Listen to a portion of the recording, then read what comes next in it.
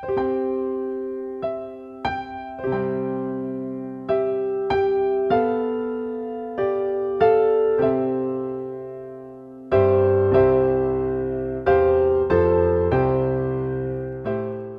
pagi pendengar setia Radio Cakrawala yang diberkati Tuhan. Salam jumpa dalam kasih dan anugerah Allah. Salam damai sejahtera bagi kita sekalian yang berharap kepadanya. Sahabat Cakrawala, pagi hari ini kita akan mendengarkan bersama-sama renungan Oasis Fajar yang akan disampaikan oleh Letnan Kolonel Elsie Sarimin. Selamat mendengarkan, Tuhan Yesus memberkati.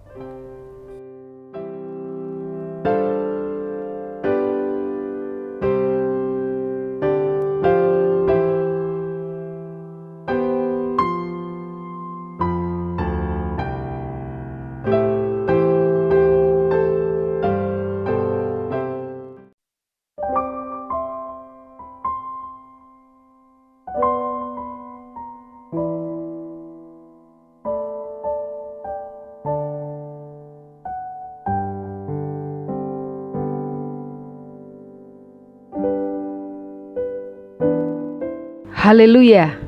Selamat pagi para pendengar Radio Cakrawala yang dikasihi oleh Tuhan. Pagi hari ini kita kembali berjumpa dalam persekutuan iman di udara, dan kita percaya bahwa sepanjang hari ini, bahkan sepanjang umur hidup kita, Tuhan Yesus selalu menyertai kita. Kita akan mendengarkan renungan firman Tuhan, dan sebelumnya mari kita satu di dalam doa. Bapa kami dalam kerajaan sorga, kami memuji dan mengagungkan Engkau, Allah kami yang setia, Allah kami yang cakap, Allah kami yang perkasa, Allah kami yang penuh kasih karunia dan kebenaran.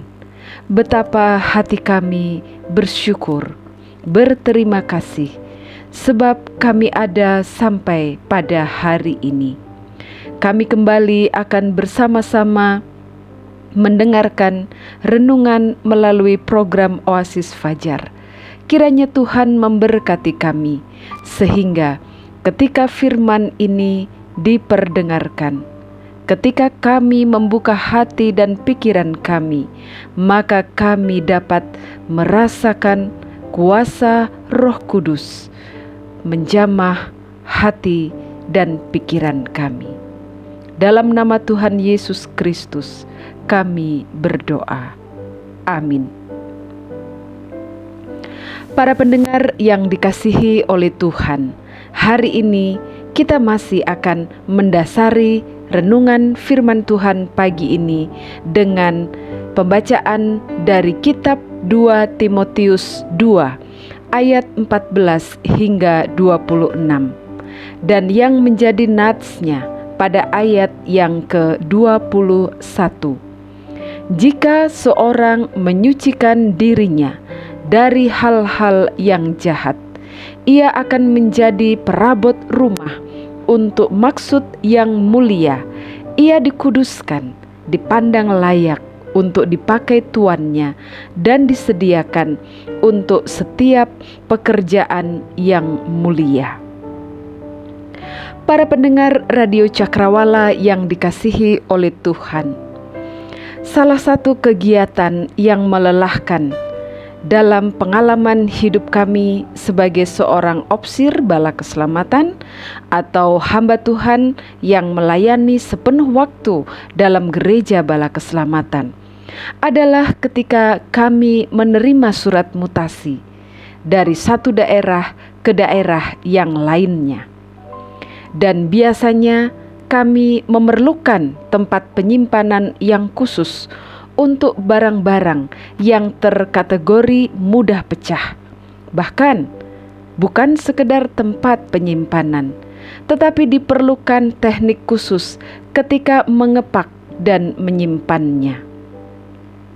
Ketika saya masih seorang opsir berpangkat letnan, maka seorang opsir senior yang sudah naik ke kemuliaan sekarang, beliau memberikan nasihat supaya saya mulai membeli dan menyimpan sedikit demi sedikit perabot rumah tangga. Mulai dari pisau, sendok, gelas, piring makan, dan lain-lain. Dalam jumlah yang tidak banyak, minimal cukup 1 lusin saja. Dan saya mencoba melakukannya. Saya sempat bertanya, kenapa saya harus mulai mempersiapkan hal ini? Kemudian beliau menjelaskan demikian, itu sebagai persiapan jika kita pindah ke tempat yang baru dan tidak memiliki perabot-perabot rumah tangga yang bisa digunakan saat kita tiba di tempat yang baru tersebut. Lalu kemudian beliau mengatakan demikian, jangan lupa, kalau kamu nanti pindah, jangan kamu bawa lagi barang-barang atau perabot-perabot tersebut. Berikan saja untuk opsir pengganti di tempat itu.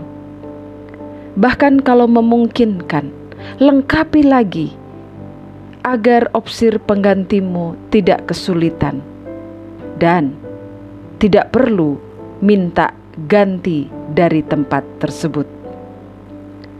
Sebuah nasihat berharga bagi saya. Dan sekalipun demikian, mungkin saat-saat seperti ini, ketika zaman sudah berganti, generasi berganti, pola pikir dan lain sebagainya sudah berubah, keadaan berubah, saya rasa keadaan sekarang sudah jauh lebih baik dan lebih mudah. Dan para pendengar sekalian, kebetulan juga sampai hari ini perabot-perabot rumah tangga yang sedikit itu masih tersimpan dalam drum penyimpanan barang kami. Dan iseng-iseng saya suka bicara kepada Pak Kolonel Sarimin. Saya katakan bahwa saya akan terus menyimpan perabot-perabot ini. Nanti kita akan gunakan ketika kita sudah ada atau memasuki pensiun. Karena kebetulan perabot-perabot yang saya siapkan dalam jumlah sedikit, ukurannya juga tidak terlalu besar. Sehingga saya rasa dengan perkenan Tuhan, saya akan bisa menggunakan perabot-perabot ini bersama dengan Pak Kolonel Sarimin. Nah, para pendengar yang dikasihi oleh Tuhan, kita tidak akan terus membahas bicara tentang perabot-perabot milik saya ini, tetapi berbicara tentang perabot-perabot dalam rumah tangga. Itu memiliki berbagai jenis, memiliki berbagai bahan, atau dibuat dari bermacam-macam bahan, berbeda-beda, bentuknya juga demikian. Dan tidak ada satu perabot pun yang tidak berguna, bukan? Setiap perabot dibuat untuk tujuannya sendiri. Setiap perabot dibuat untuk fungsi dan manfaatnya sendiri. Nah, para pendengar yang dikasihi oleh Tuhan, menarik untuk lebih memerhatikan nats perenungan kita dalam beberapa hari ini. Secara khusus pagi ini, pada kalimat yang mengatakan, akan menjadi perabot rumah untuk maksud yang mulia, ia dikuduskan, dipandang layak untuk tuannya. Ada satu kata yang menarik di bagian ini, menjadi perabot rumah. Perabot dalam Alkitab terjemahan berbahasa Inggris versi King James Version, kata perabot di sini digunakan kata vessel atau bejana, seperti itu. Tetapi kemudian juga kalau kita melihat dalam telaah lebih lanjut, kata ini juga kata perabot, maka digunakan atau dijelaskan bahwa salah satu yang dimaksudkan di situ adalah bejana. Para pendengar yang dikasihi oleh Tuhan, apa yang terlintas kira-kira dalam pikiran Rasul Paulus ketika ia menuliskan surat ini kepada Timotius, apa yang ada dalam pikirannya ketika ia sedang menulis surat yang kalau misalnya surat itu menjadi sebuah buku seperti yang kita baca sekarang, ada perikop-perikopnya. Dan pada perikop di mana ayat yang menjadi nats kita ini ada, itu adalah perikop ketika ia memberikan nasihat bagaimana Timotius harus menghadapi pengajar-pengajar sesat. Kalau saudara-saudara ada di rumah dan ada Alkitab di hadapan saudara, saudara bisa membuka bagian ini. Perhatikan bagaimana Paulus meminta Timotius untuk melakukan sesuatu atau memberi petunjuk kepada Timotius bagaimana dia harus menghadapi pengajar-pengajar yang sesat, pengajar-pengajar tentang iman kekristenan tapi sesat. Perhatikan pada ayat yang pertama. Ia meminta Timotius untuk ingatkan, pesankanlah mereka. Lalu pada ayat yang kedua, usahakanlah. Ayat yang ketiga, hindarilah. Kemudian ia berbicara tentang dasar yang diletakkan Allah yang kemarin kita sudah dengar uraiannya pada ayat 22:1 kemudian ia bicara tentang perabot rumah, ada yang terbuat dari emas dan perak, ada yang terbuat dari kayu dan tanah. Lalu ia menyambung kembali pada ayat 22, sebab itu jauhilah. Ayat 23, hindarilah. Apa yang kira-kira terlintas dalam pikiran Rasul Paulus? Para pendengar sekalian, Rasul Paulus dikenal sebagai seorang pemberita Injil yang dipakai untuk memberitakan Injil kepada bangsa-bangsa lain atau bangsa non-Yahudi. Ia adalah seorang yang terpelajar. Ia memiliki pendidikan baik di kalangan Yahudi maupun Yunani.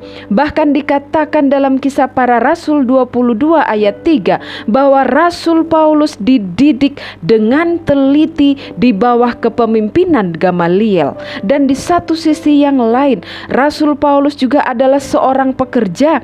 Ia adalah tukang kemah atau pembuat tenda. Sehingga berdasarkan pada pengalaman-pengalaman hidupnya, kalau kita memerhatikannya dalam beberapa tulisan, Rasul Paulus sering menggunakan metafora yang berkaitan dengan hal-hal yang berkaitan dengan pembangunan, kesatuan tubuh, keprajuritan, olahragawan, petani, dan lain sebagainya. Dan dalam pembacaan yang kita baru atau sudah kita baca ini, ia bicara tentang perabot rumah. Saudara-saudara sekalian, Rasul Paulus ini betul-betul memiliki pikiran teologis yang luar biasa tentang bagaimana status orang-orang percaya dalam Kristus. Sungguh luar biasa, saya terkagum-kagum dengan pikiran-pikirannya, dengan pengajaran-pengajaran teologinya, dan luar biasa saudara-saudara sekalian.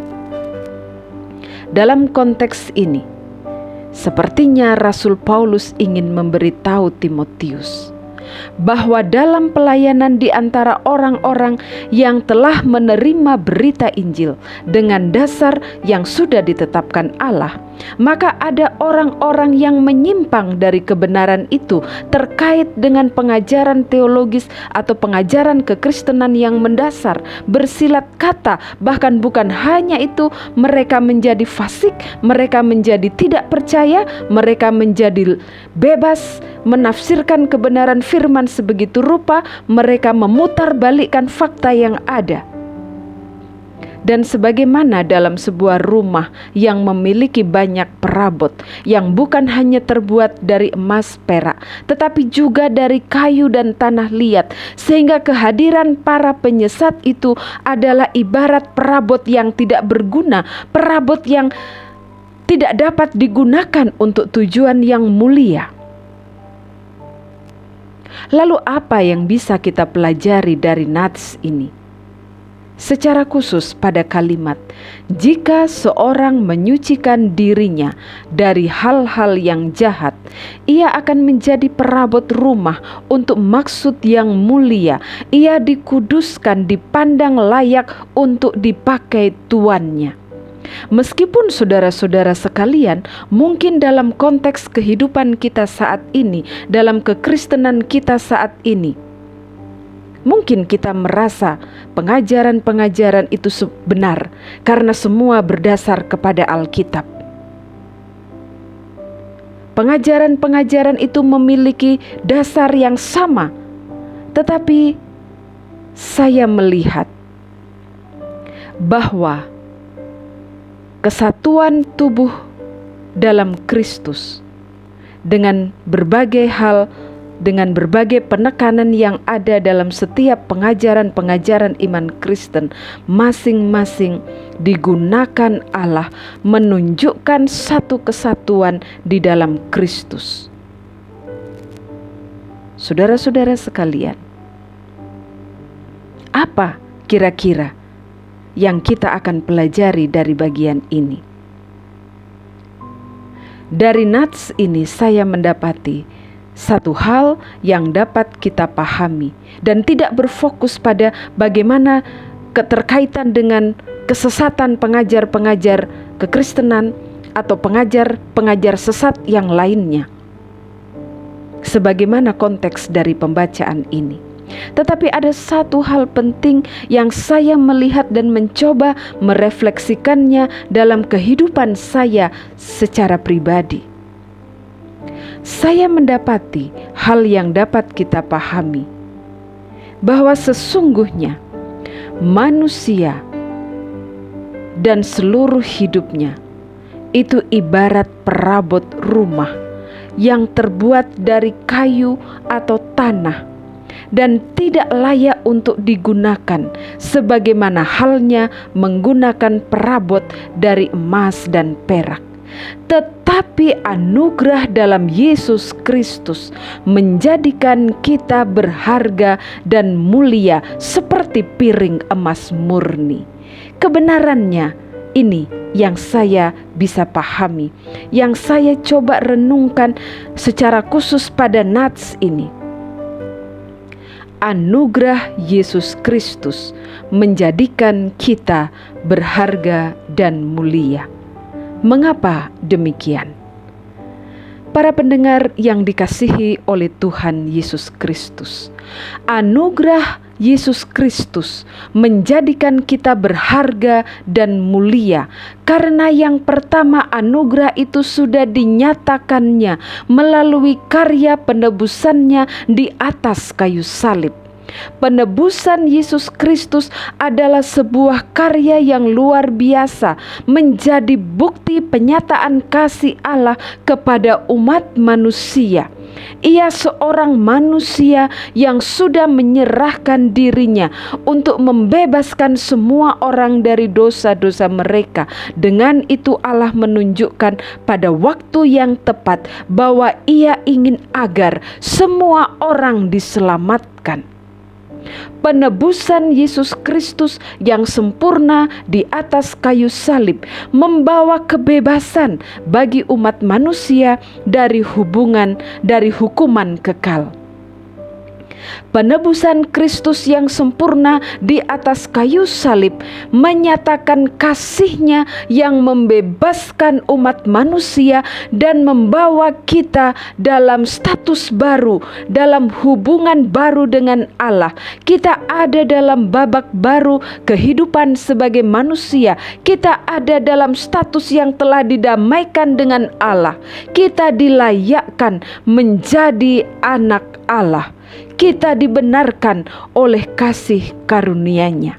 Sebagaimana dalam Efesus 1 ayat yang ke-7 mengatakan demikian, sebab di dalam Dia dan oleh darah-Nya kita beroleh penebusan, yaitu pengampunan dosa menurut kekayaan kasih karunia-Nya. Oh saudara-saudara sekalian, inilah yang menjadikan kita umat manusia yang hina, yang terbuat dari debu tanah. Namun anugerah-Nya menjadikan kita berharga dan mulia. Anugerah-Nya membebaskan menyelamatkan, anugerahnya memulihkan, mengubahkan hidup kita. Kita menjadi berharga, kita menjadi mulia, diberikan kepada kita mahkota kemuliaan dan hormat. Anugerah dalam karya penebusan Kristus menjadikan kita berharga dan mulia. Selanjutnya, kita akan melihat pada poin yang kedua, mengapa anugerah itu menjadikan kita atau membuat kita berharga dan mulia. Yang kedua adalah anugerah itu senantiasa menyertai perjalanan hidup kita. Para pendengar yang dikasihi oleh Tuhan, anugerah melalui penebusan Kristus diberikan dengan cuma-cuma kepada kita.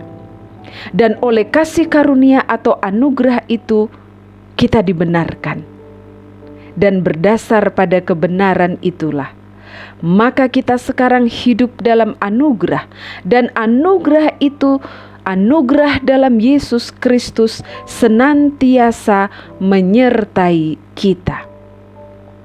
Mari kita perhatikan apa yang Rasul Paulus tuliskan dalam 1 Korintus 15 ayat yang ke-10. Tetapi karena kasih karunia Allah, aku adalah sebagaimana aku ada sekarang, dan kasih karunia yang dianugerahkannya kepadaku tidak sia-sia. Sebaliknya, aku telah bekerja lebih keras dari mereka semua, tetapi bukannya aku, melainkan kasih karunia Allah yang menyertai aku. Artinya apa, saudara-saudara sekalian? Artinya adalah bahwa setelah kita menerima dan mempercayai Yesus sebagai Tuhan dan Juru Selamat kita, kita ada dalam status baru sebagai anak-anak Allah. Kita dibenarkan dalam iman kita kepada Yesus Kristus, dan kita menerima kasih karunia-Nya berupa pengampunan dosa itu. Maka anugerah itu tidak hanya berhenti sampai di situ, karena hidup kita juga tidak berhenti sampai di situ. Hidup kita terus berlanjut melalui ruang dan waktu. Dan entah sudah berapa kali saya mengemukakan hal ini. Selama kita menjadi orang Kristen, sudah berapa tahun, sudah berapa lama kita menjadi orang-orang percaya, sudah berapa lama kita menghidupi anugerah itu yang telah dikaruniakan kepada kita. Bagaimana anugerah itu menjadi sesuatu yang penting dalam kehidupan kita. Rasul Paulus sudah membuktikan bahwa setelah ia menerima kasih karunia Allah, setelah ia menerima anugerah Allah dalam Kristus, maka kasih karunia itu tidak stagnan, tidak statis, tetapi terus bekerja di dalam dirinya, sehingga hidupnya pun tidak sia-sia. Dan anugerah itulah yang mendorong Rasul Paulus melakukan sesuatu yang melebihi keterbatasannya. Bagaimana Rasul Paulus mengalami kekuatan anugerah itu? Ia menerima kuasa anugerah yang menyelamatkan pada titik nadir dari hidupnya. Tuhan menjawab, "Cukuplah kasih karuniaku bagimu, sebab justru dalam kelemahanlah kuasaku menjadi sempurna. Sebab itu terlebih suka aku bermegah atas kelemahanku, supaya kuasa Kristus turun menaungi aku." Artinya apa, saudara-saudara sekalian? Artinya bahwa kasih karunia dalam Kristus atau anugerah dalam Kristus itu akan terus menyertai kita, akan terus dinyatakan dalam sepanjang kehidupan kita. Tentu selama kita ada di dalam perkenan Tuhan, selama kita ada di jalan kebenaran dan kehidupan itu, kita akan terus mengalaminya. Kita akan terus merasakan bagaimana anugerah dalam Kristus itu menyelamatkan kita, memberi kekuatan, menolong kita mengatasi segala keterbatasan dan ketidakmampuan kita.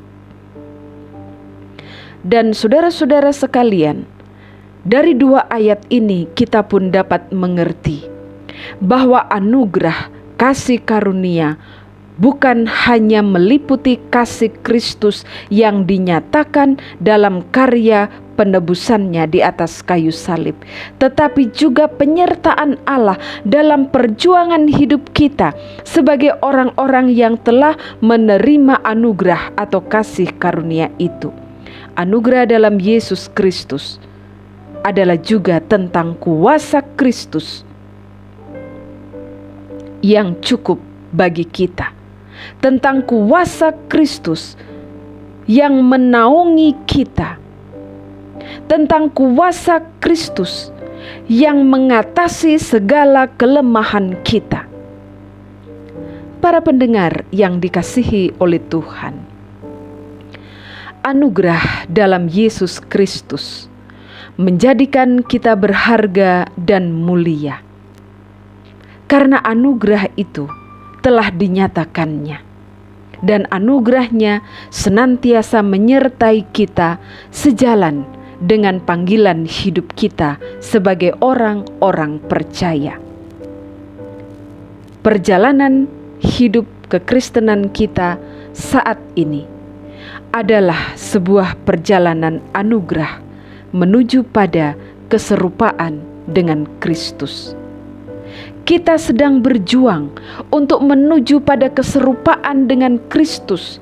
Dan keserupaan dengan Kristus itu adalah dasar pengajaran kesucian kita, dasar pengajaran kekudusan kita. Dan seringkali kita diingatkan melalui nyanyian dalam gereja kita atau korps kita atau posluar kita. Seperti Yesus, ku ingin menjadi. Ini tujuanku sekarang dan selalu. Seperti Yesus, ku akan menjadi dengan kuasa dari Roh Kudus. Dalam perjalanan anugerah menuju pada keserupaan dengan Kristus, ada penyertaan Allah, ada kuasa Kristus yang menaungi kita, memberikan kekuatan dari kelemahan kita, memberi kemenangan dalam perjuangan iman kita, memberi kemenangan dari perjuangan kita melawan keinginan-keinginan daging atau dosa-dosa yang terus mencobai kita, membawa kita kembali pada hidup yang tidak memuliakan Allah. Para pendengar Radio Cakrawala yang dikasihi oleh Tuhan, saya mengajak kita sekalian membawa bejana hidup kita di altar anugerah Allah, sehingga kita yang tidak layak, kita yang mungkin atau yang tidak mungkin menjadi, kita yang mungkin menjadi perabot rumah yang tidak mulia, tapi karena anugerah dalam Kristus yang kita hidupi itu, kita menjadi layak, kita menjadi mulia, seperti piring mangkuk yang terbuat dari emas. Kita dikuduskan dan dipandang layak untuk dipakai tuannya dan disediakan untuk setiap pekerjaan yang mulia. Berita anugerah dalam Kristus senantiasa dikumandangkan bagi kita, sehingga belum terlambat rasanya jika kita kembali melihat atau membuat satu komitmen baru terkait dengan bejana hidup kita. Di dalam kekuatan anugerah Allah, maka melalui berbagai pengalaman dan perjuangan hidup Anda dan juga hidup saya, maka sesungguhnya Allah sedang menumbuhkan iman dan pengenalan kita akan Kristus, menuju pada keserupaan dengan Kristus. Kiranya Tuhan memberkati dan menolong kita masing-masing. Mari kita berdoa. Bapa kami dalam kerajaan sorga, kami datang kepadamu ya Bapa, membawa bejana hidup kami. Kami yang tidak layak, kami yang penuh dengan keterbatasan, penuh dengan kelemahan. Namun anugerah-Mu dalam Kristus melayakkan kami, menjadikan kami berharga dan mulia. Oleh sebab itu, ya Bapa di sorga, kami memohon dengan kesungguhan kami, kiranya Roh-Mu yang kudus akan selalu menuntun perjalanan hidup kami, sehingga kami akan terus merasakan kekuatan anugerah Allah itu dalam kehidupan kami. Tuhan, tolonglah kami, agar kami terus bertumbuh dalam keserupaan dengan Engkau. Tuhan, tolonglah kami, supaya kami memiliki kepekaan dan kerendahan hati, tunduk di bawah kekuasaan-Mu, merasakan kehadiran-Mu dan kekuatan-Mu, sehingga kami yang tidak layak ini, maka kami menjadi berharga dan mulia. Bapa di sorga, ampuni kami ya Tuhan, untuk hal-hal yang mungkin Tuhan masih dapati dari kehidupan kami, dan menghalangi karya Roh Kudus untuk membentuk kami dan bertumbuh dalam iman dan pengenalan kami akan Kristus. Bapa kami yang Maha Kasih, kami berdoa saat ini untuk seluruh pendengar Cakrawala dimanapun mereka berada, dengan perjuangan-perjuangan hidup yang terus mereka lakukan, baik itu terkait dengan keberadaan diri mereka sebagai orang-orang percaya atau dalam keluarga, pekerjaan, dalam hidup setiap hari. Kiranya anugerah-Mu menopang mereka, kiranya anugerah-Mu menguatkan mereka, kiranya anugerah-Mu menyertai mereka, sehingga mereka boleh menjadi bejana-bejana yang dikuduskan, dipandang layak, dipakai oleh Tuhan. Terima kasih Bapa di sorga. Dalam nama Tuhan Yesus Kristus kami berdoa. Amin.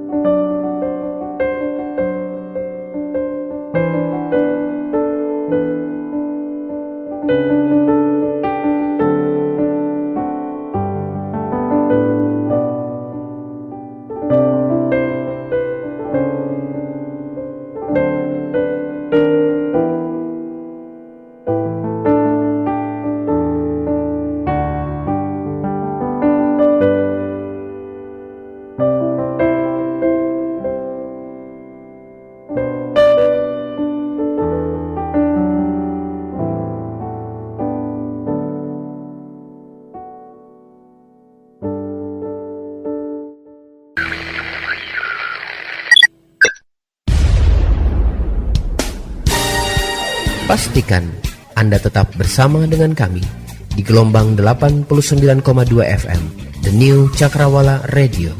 God bless us.